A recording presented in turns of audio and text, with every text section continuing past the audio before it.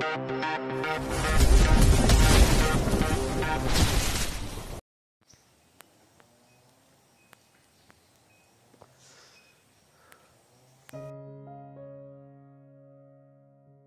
128. Terpaksa menikahi Nyonya Presdir. Sudah 3 hari Zain dan keluarga kecilnya menginap di kediaman Salvatore. Ricky dan keluarganya pun sudah pulang ke rumah mereka, karena mereka akan persiapan pindah ke rumah yang Lionel siapkan. Karena merasa sudah lama berada di kediaman Salvatore, Zain berniat mengajak istri dan anak-anaknya pulang. "Kamu beneran mau pulang hari ini? Gak beberapa hari lagi aja di sini. Kasihan loh, Mama kayaknya kangen banget sama cucu-cucunya," ujar Sea seraya menatap Zain dari samping karena pria itu memeluk perutnya dari belakang. "Ya gimana, kuliah dan kerjaanku gimana?" tanya Zain sambil menduselkan hidungnya pada ceruk leher sang istri. "Ya udah gini aja, kamu pulang sama Mama. Biar aku sama si kembar tinggal beberapa hari lagi di sini. Kai sama Asril ikut kamu pulang aja, mereka juga harus sekolah." "Dih, kok gitu?" pekik Zain seraya melepas pelukannya dari sang istri. Sea berbalik, ia menatap suaminya yang menatapnya dengan tatapan tak terima. "Ya abis gimana? Aku kasihan sama Mama Vanya, gak tega bawa si kembar balik. Kamu sebagai anaknya peka dong. Papa juga kelihatannya senang ada cucunya datang, kakek juga. Kamu tega bawa mereka pulang," ujar Sea dengan tatapan serius. Zain menggaruk kepalanya yang tak gatal. Pria itu mendudukkan dirinya di tepi ranjang dan menatap Sea dengan tatapan frustasi. "Aku gak mau LDM-an lagi loh. Pas itu semalam aja rasanya stres banget aku. Apalagi ini beberapa hari. Lagian, mau sebulan kita di sini juga gak bakalan tega. Sebelum kita pindah ke sini biar lebih dekat.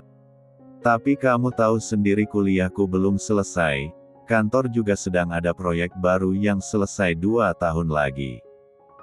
Lagian, 2 minggu lagi kan kita bakal balik ke sini buat datengin kantor pusat loh," rengek Zain. Sea terdiam. Memang mereka memiliki jadwal 2 minggu sekali mendatangi kantor pusat untuk memantau kinerja orang yang Sea tunjuk sebagai pimpinan kantor. Sudah 2 bulan ini berjalan, dan syukurlah tidak ada masalah dengan kantornya. "Ayolah, besok izin cutiku habis. Kalau enggak, nanti aku kena teguran dosen," bujuk Zain kembali. "Tapi kamu yang bilang sama Mama Vanya, aku gak tega," putus Sea. "Iya, nanti aku bilang ke Mama," ujar Zain dengan senyum mengembang. Pria itu pun beranjak keluar dari kamar dengan tergesa-gesa. Sea terheran-heran, mengapa suaminya ingin sekali pulang. Bukankah ini rumah keluarganya? Apa suaminya itu sudah cukup mematahkan rasa rindunya? Aneh aja dia pengen pulang cepat-cepat, gumam Sea. Sementara itu, Zain datang menemui Vanya yang berada di kamar Jenna. Kedua wanita berbeda usia itu tengah bermain bersama si kembar di atas ranjang. Keduanya tampak antusias melatih si kembar memainkan permainan yang ada. "Ma, Zain mau bicara," ujar Zain sambil berjalan mendekati ranjang Jenna. "Bicara apa?" tanya Vanya yang meraih Zidan dan mendudukkannya di pangkuannya. Bayi itu sudah mulai mengenali Vanya dan Jenna, membuatnya tak menangis saat Vanya menggendongnya. "Zain dan Sea rencana pulang siang ini," ujar Zain yang mana membuat Vanya terkejut. "Kok mendadak? Apa ada sesuatu yang penting?" kaget Vanya, bahkan Jenna sampai membulatkan matanya. Zain menghela nafas pelan, ia mendudukkan dirinya di tepi ranjang. Melihat keberadaan sang Dedi, Anya langsung merangkak cepat menghampiri pria itu. Cuti kuliah Zain besok udah habis ma, terpaksa harus kembali hari ini. Terang pria itu. Ya sayang banget, mama padahal masih kangen sama si kembar. Lirih Fanya. Mama kan bisa jenguk si kembar kapanpun. Bujuk Zain. Fanya menghela nafas kasar, ia meraih tangan gembul Zidan dan menggenggamnya. Ya udah, mau gimana lagi? Punya cucu, tapi kepisah sama jarak. Kamu tinggalin salah satunya deh di sini ya. Mana bisa gitu? Di amuk nanti aku sama Sea anaknya hilang satu. Pekik Zain tak terima. Halah, tinggal buat lagi aja kalau mereka udah besar. Buat 5, Mama regues. Ujar Fanya yang mana membuat Zain memutar bola matanya malas. Fanya dan Lionel melepas kepergian anak dan cucu mereka dengan tatapan tak rela. Keduanya harus kembali merelakan para cucu mereka kembali pulang. Zain tahu jika sang mama pasti sedih, ia pun memeluk wanita paruh baya itu dengan erat. Hati-hati di jalan, kalau sudah sampai jangan lupa telpon mama. Ujar Fanya setelah pelukan mereka terlepas.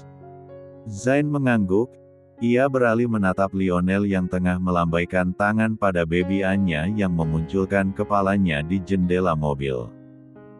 Bayi itu bahkan meloncat senang di gendongan pengasuhnya saat mendapat lambaian tangan kakeknya.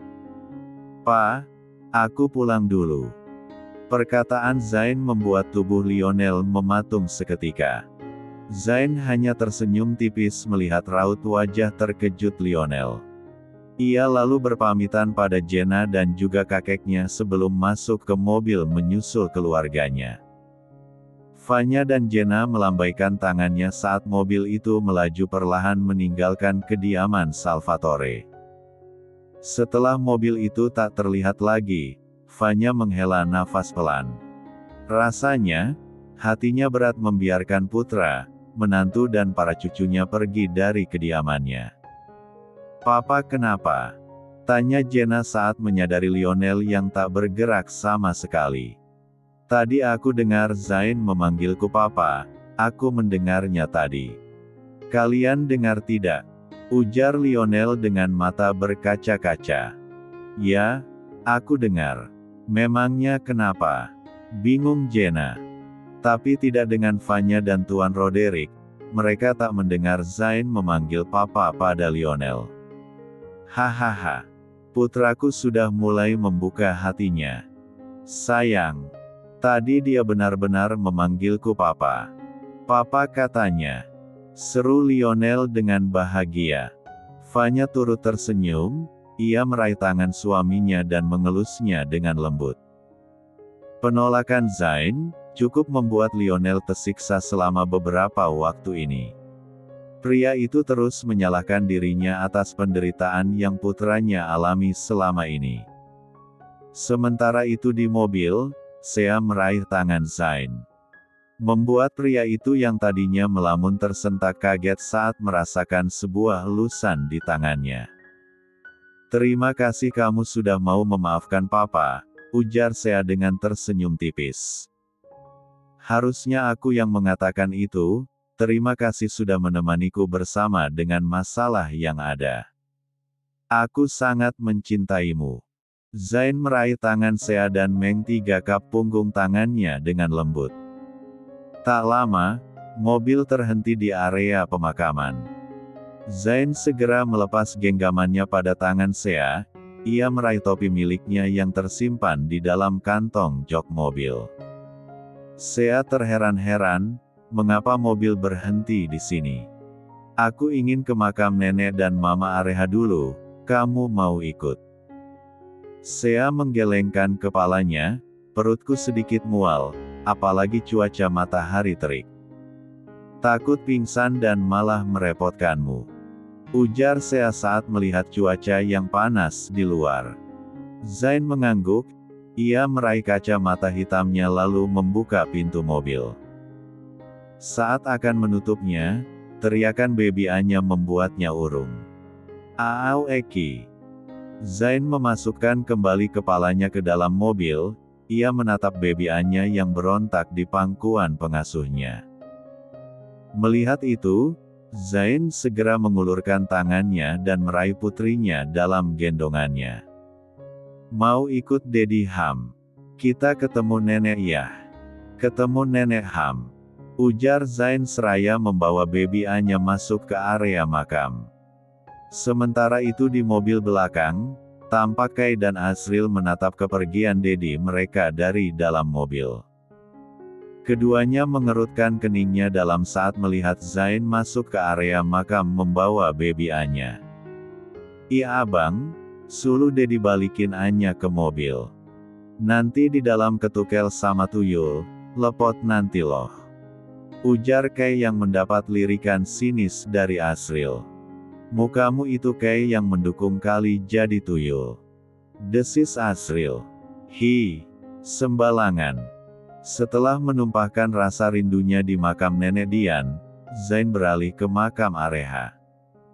Pria itu berlutut di samping makam dengan masih menggendong putrinya.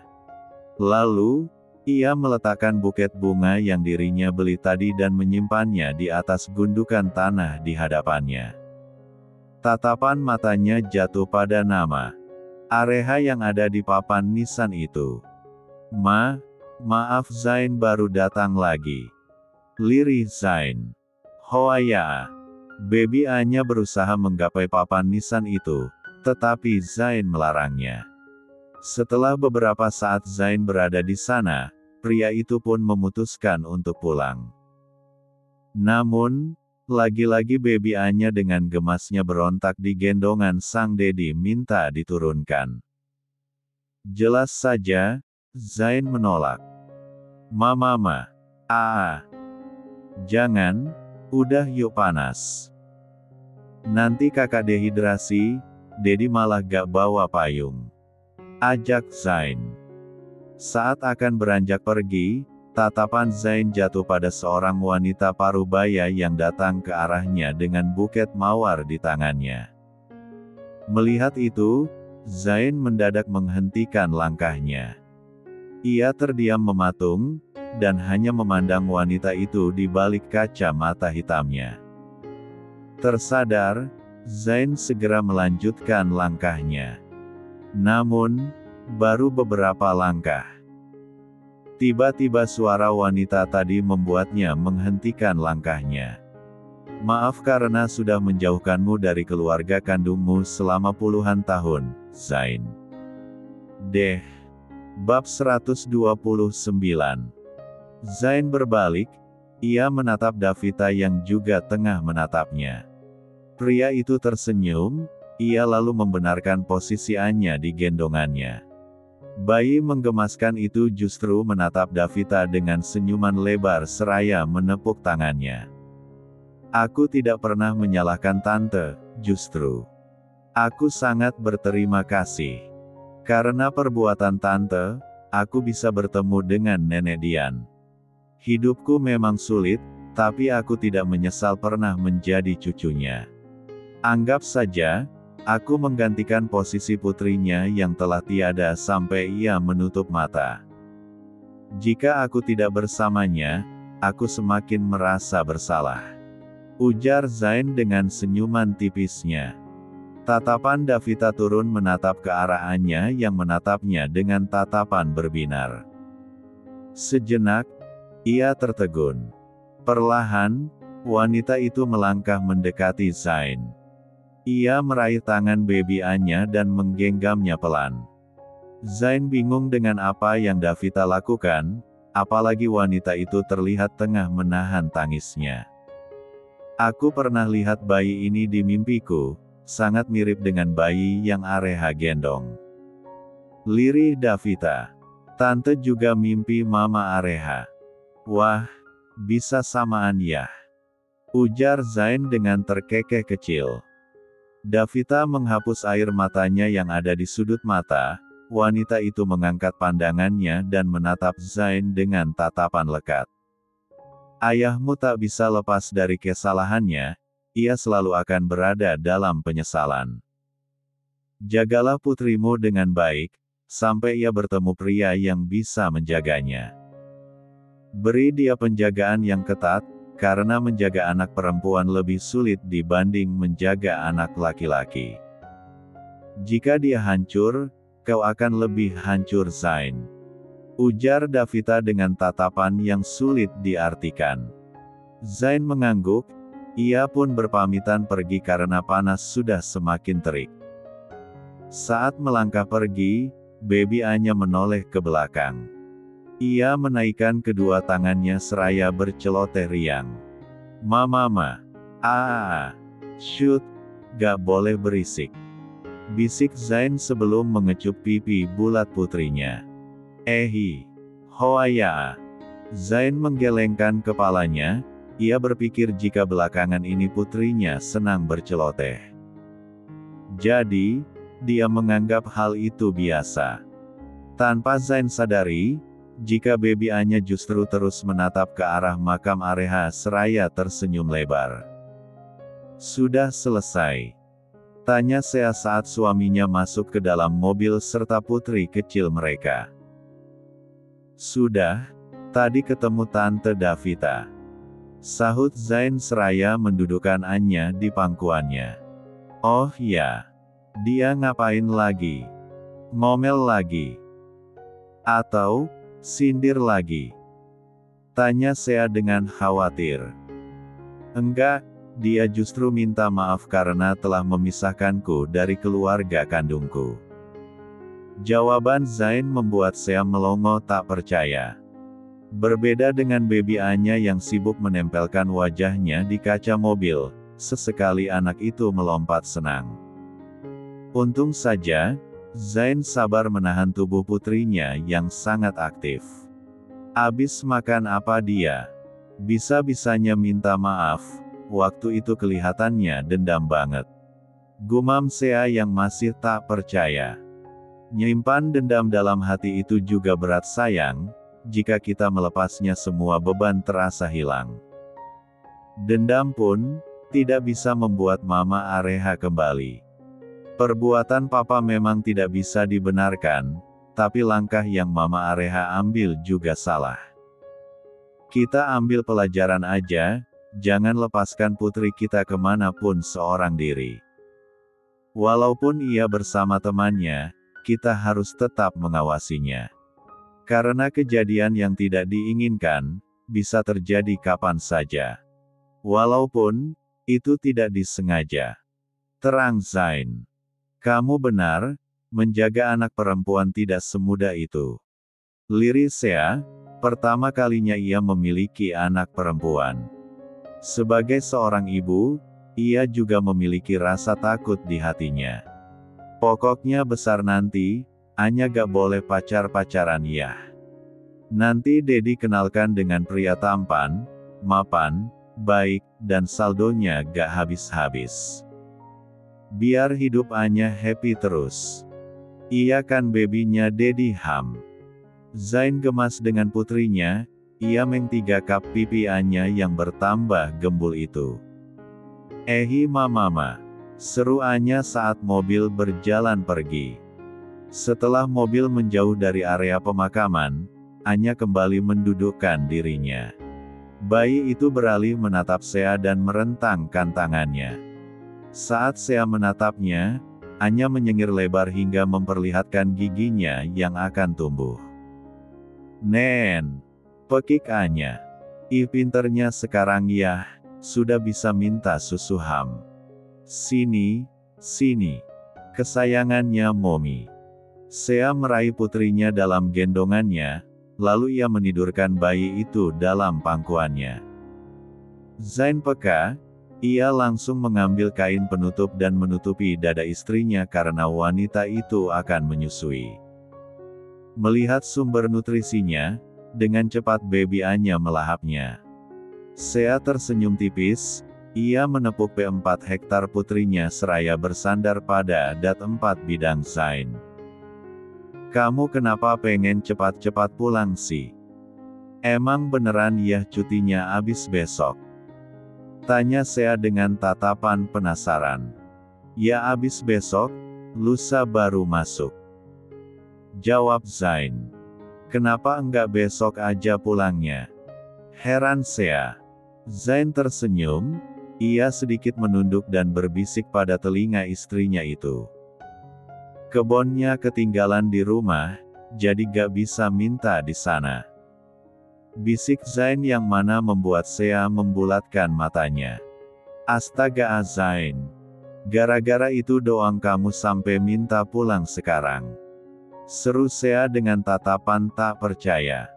Zain meringis pelan, aku udah kehabisan ide gimana cara belinya lagi.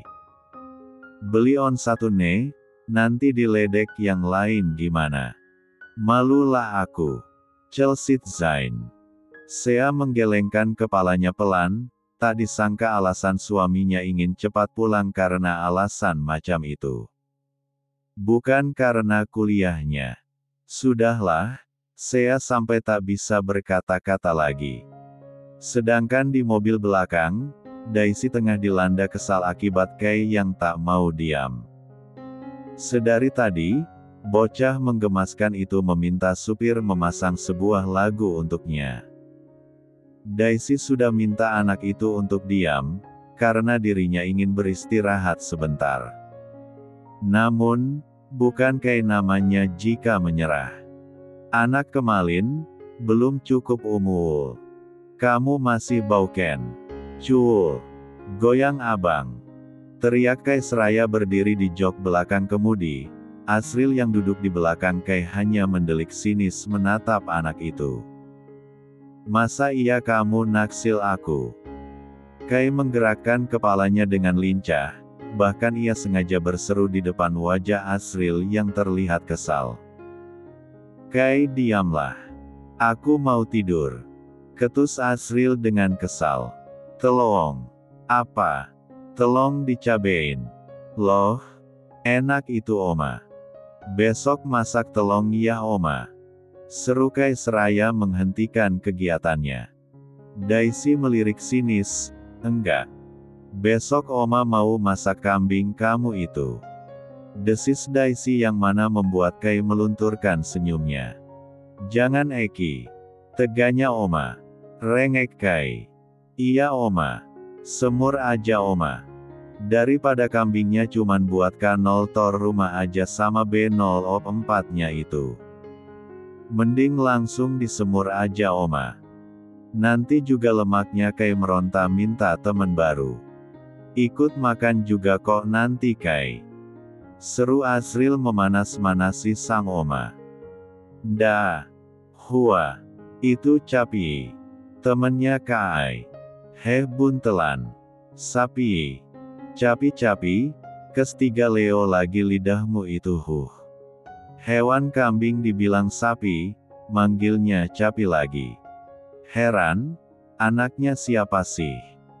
Ngidam apa dulu Sea pas hamil dia selain makan di baskom. Perasaan dulu hamilnya malah kalem, kok yang keluar anaknya kayak gini. Gerutu Daisy seraya melirik kesal cucunya yang mendadak tantrum. Bab 130. Beberapa bulan kemudian. Kehidupan rumah tangga Zain dan Sea seperti biasanya selalu tenang dan damai. Ada sesekali keduanya berdebat, hanya debat kecil dan keduanya bisa menyelesaikannya dengan kepala dingin. Kay juga sudah mulai bisa berbicara huruf R. Zain terus melatihnya agar anak itu bisa mengucapkan huruf R dengan benar. Sementara Asril, anak itu tentunya semakin paham jika ia adalah seorang kakak tertua. Dialah yang selalu memberikan contoh baik bagi keempat adiknya. Seperti saat ini, Asril mengajari Anya berjalan. Walaupun bayi itu baru bisa berjalan seraya berpegangan pada tembok, tapi menurut Asril itu sudah sebuah kemajuan bagi pertumbuhan adiknya. Berbeda dengan Zidan dan Eros yang lebih sering merangkak dan juga tidur. Anya justru jauh lebih aktif dari kedua kembarannya dan suka hal-hal yang baru. Ih pinternya adek abang, sini klum dulu. Seru Asril saat melihat Anya yang sudah bisa melangkah walau hanya 2 langkah saja. Anya memekik geli saat Asril mieng 3 kap pipinya, bayi menggemaskan itu pun kembali berusaha berjalan. Tak pantang menyerah, ia melepaskan tangannya dari bahu Asril dan berusaha berjalan menuju pintu. Melihat itu, Asril segera berdiri dan menghampiri adiknya. "Jangan keluar, sini aja sama abang," ujar Asril dan meraih adiknya itu dalam gendongannya. "Bang, adeknya mana?" Zain tiba-tiba datang dan menanyakan keberadaan bayi menggemaskan itu. "Ini, sudah gembul gini masih dicari adeknya mana?" heran Asril. Zain tertawa kecil, "Maaf, Dedi sama Momi mau ke mall beli baju adek. Kamu mau ikut enggak?" Kai katanya gak mau, dia mau mandiin kambingnya. Zain berjalan mendekati Asril, ia meraih putrinya dalam gendongannya. "Enggak lah, aku mau tidur. Capek jaga adek dari tadi, gak kebayang capeknya muterin mall nemenin Momi belanja," ringis Asril. "Bener juga, Dedi juga sebenarnya gak tahan nemenin Momimu belanja. Muter-muter dapat kagak? Hais, emang semua perempuan kayaknya gitu," omel Zain. Asril menggelengkan kepalanya, ia membiarkan sang Dedi pergi membawa adiknya. Setelah kamarnya kembali sepi, Asril memutuskan untuk tidur siang dan beristirahat. Jika ada adiknya, Asril susah sekali tidur karena bayi itu pasti akan ke kamarnya dan mengganggunya. Sesampainya di mall, Zain langsung meletakkan ketiga bayinya di dalam stroller gandeng mereka. Tentunya, ketiga bayi itu menjadi pusat perhatian publik karena kelucuan mereka. Jarang ada bayi kembar 3, itulah mengapa mereka antusias mengambil gambar atau hanya sekedar melambaikan tangan saja. "Mau makan dulu atau cari baju?" tanya Zain seraya mendorong stroller si kembar. Sementara Sea menggandeng tangan suaminya sambil memainkan ponselnya. "Cari baju dulu, makan belakangan aja," jawab wanita cantik itu. "Oke," sahut Zain. Mereka pun sampai di toko baju anak. Sea langsung memilihkan pakaian yang bagus untuk ketiga anaknya itu. Semakin bertambahnya bulan, tubuh ketiga bayi itu tentunya bertambah gembul. Begitu juga dengan Zidan, bayi itu kini terlihat sama seperti dengan kembarannya yang lain. "Muat gak? Dicobain dulu, takut gak muat sayangkan. Malah badan mereka tambah melar terus," ujar Zain saat Sea sedang memilih pakaian. "Muat? Aku tambahin nomor ukuran baju mereka. Biar gak beli lagi sampai 1 tahun, lagian 2 bulan lagi kan mereka 1 tahun tuh. Jelas, baju bayi gini udah gak pada muat. Beli sedikit aja, pertumbuhan mereka cepat." Zain mengangguk setuju, ia memilih duduk seraya memantau ketiga anaknya yang sedang asik M3 nanogram. H1 sap pasifir mereka. Hoaya. Anya mulai melepas pasifir miliknya, gadis kecil itu mulai terlihat uring-uringan. Zain peka, ia meraih biskuit bayi yang ada di tas stroller dan memberikannya pada Anya. Melihat itu, dengan tangan gembulnya Anya langsung meraihnya dengan cepat dan melahapnya. Melihat kakak mereka dapat biskuit dari sang Dedi, kedua pria kecil itu serempak menatap Zain dengan tatapan bulat berbinar. "Kenapa? Mau juga? Nih," ujar Zain dan memberikan 2 biskuit pada mereka. Selesai berbelanja pakaian si kembar, Zain dan Sea memutuskan untuk mencari tempat makan. Mereka sengaja tak makan di rumah, agar bisa makan di luar. Namun, saat asik mencari tempat makan, tiba-tiba Zain menghentikan langkahnya saat melihat sebuah poster lomba di dekatnya. Lomba bayi merangkak dari umur 6 bulan sampai 12 bulan. Wah, bisa ini si kembar ikut. Hadiahnya 3 juta. Pekik Zain dengan tatapan berbinar. Apa sih? Tanya Sea dengan penasaran. Zain Yak menjawab, ia justru mencari meja pendaftaran. Bergegas pria itu menghampiri meja pendaftaran dan meninggalkan ketiga anaknya bersama sang istri. Tak lama, Zain kembali dengan membawa 3 lembar kertas di tangannya. Kamu ngapain sih? Heran Sea. Aku daftarin mereka lomba. Jawab Zain. Mereka siapa? Bingung Sea. Anak kita lah, siapa lagi? Lumayan, dapat 3 juta buat bayar makan siang nanti. Ujar Zain seraya menaik turunkan alisnya. Sea melongo tak percaya, wanita itu tak habis pikir dengan jalan pikir suaminya. Ingin protes, tapi Zain sudah keburu membawa stroller anak mereka ke arena perlombaan. Hal itu, tentunya membuat Sea hanya bisa bersabar menghadapi tingkah suaminya. Kalian bertiga, buat dedi kalian bangga ya. Juara 1 2 3, lumayan dapat 6 juta. Buat biaya makan siang kita nanti, oke kesayangannya dedi. Seru Zain pada ketiga bayi itu yang menatapnya dengan tatapan polos. Zain menurunkan ketiganya di atas matras yang dibentangkan bersama bayi-bayi yang lain. Baru juga diletakkan, Zidan sudah menangis kencang saat melihat banyaknya orang. Zain berusaha membujuknya, tapi bayi itu tetap menangis keras dan meminta sang dedi untuk mengambilnya. Kalau gak mau jangan dipaksa ih.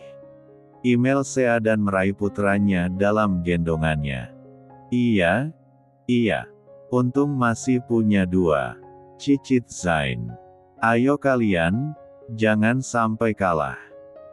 Zain menyemangati kedua anaknya yang tidak tahu apa yang akan mereka lakukan. Siap semua. Harap orang tua berada di tempat yang sudah kami sediakan. Seru seorang MC pembawa acara. Zain dan Sea langsung berdiri sejajar dengan posisi Anya dan Eros. Keduanya pun bersiap memancing anak mereka agar segera merangkak ke arah keduanya. Siap.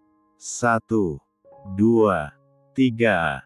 Perlombaan dimulai, para orang tua berusaha memanggil anak mereka dengan cara apapun. Entah dari ponsel, kunci mobil, kunci motor, ataupun barang lainnya. Zain pun sama, dia sudah memancing keduanya dengan biskuit dan juga mainan mereka. Tapi keduanya tetap diam dan justru menatap kehebohan orang di sekitar mereka. Ayo sini, Anya, Eros. Seru Sea yang ikut gregetan karena kedua anaknya tak maju selangkah pun. Anya hanya menatap sang momi dengan tatapan polos. Anak itu justru memainkan kakinya tanpa berniat mengejar biskuit yang sang dedi sodorkan. Berbeda dengan Eros, bayi itu justru merebahkan dirinya dan menikmati pasifir miliknya. Eros kok malah tidur? Seru Sea yang mulai kesal, apalagi saat mendengar teriakan orang di sekitarnya. Zain sampai melongo melihat kehebohan istrinya itu. Perasaan aku yang semangat daftarin si kembar lomba, kok emaknya yang justru malah gregetan. Gumam Zain. Tak tahan, Sea menyerahkan Zidan pada Zain. Langsung menarik dompet Zain yang tersimpan di kantong celana pria itu dan mengeluarkan kartu hitam milik dari sana. Kamu kok tahu aku ada kartu itu? Kaget Zain. Taulah. Kemarin kamu baru dikasih kakek kan? desis Sea dengan lirikan tajam. Iya tapi gak aku pakai kok. Kemarin kakek maksa suruh terima. Ringis Zain. Sea memutar bola matanya malas, ia pun kembali menatap baby Anya yang masih duduk di tempatnya seraya menatap ke sekitar. Apalagi, ada beberapa bayi yang menangis. Suasana pun tampak semakin riuh. Anya, lihat Momi pegang apa? Seru Sea yang mana membuat perhatian Anya teralihkan pada mominya itu. Melihat apa yang Sea pegang, senyuman Anya merekah. Ia segera beranjak berdiri dan berjalan terlatih ke arah Sea. Bukan hanya Sea yang melongo, semua orang yang ada di sana kaget melihat Anya yang bukannya merangkak malah justru berjalan. Walau masih terlatih-tatih, tapi bayi itu sampai akhirnya sampai dan meraih kartu yang Sea sodorkan dengan senyuman lebar. Eke Hoaya. Terus ini gimana? Menang gak nih? Bingung Zain. Akhirnya, lomba pun usai dan Anya dinyatakan juara khusus karena ia berjalan secara tak terduga. Tentunya, Zain merasa senang. Ia dengan bangga menunjukkan hadiah putrinya pada semua orang yang ada di area perlombaan itu. Bayi 10 bulan nih. Udah bisa jalan. Setahun, bisa terbang. Seru Zain dengan bangga, membuat semua orang yang mendengarnya pun tertawa. Besok lomba bayi apalagi ya, gampang banget cari duit. Tambah anak kali ya, biar tambah pemasukan. Tahu ada perlombaan gini jangan buat 3, buat kembar 10 sekalian.